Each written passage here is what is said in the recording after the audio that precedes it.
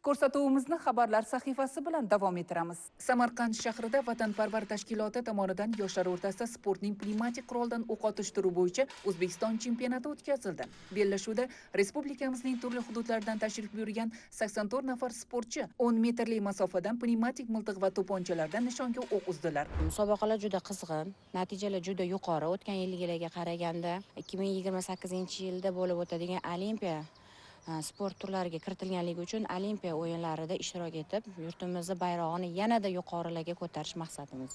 Qizg'in va murosasiz kechgan musobaqa natijasiga ko'ra miltiqdan o'q otish bo'yicha birinchi o'rinni o'g'il bolalar o'rtasida Toshkent viloyati vakili Otabek Rahmatullayev, qizlar o'rtasida namanganlik Durdona Mavlonova egalladi. To'pponchadan o'q otish bo'yicha g'oliblikni o'g'il bolalar o'rtasida Toshkent viloyati sportchisi Salohiddin G'ofurov, qizlar o'rtasida Namangan vakili Dinora Ahmatova qo'lga kiritdi. Umumjamoa hisobida birinchi o'rin Toshkent viloyati, ikkinchi o'rin Namangan viloyati, uchinchi o'rin Andijon viloyati jamoalariga nasib etdi. G'olib va sovrindorlar diplom, medal hamda qimmatbaho sovg'alar bilan taqdirlandi.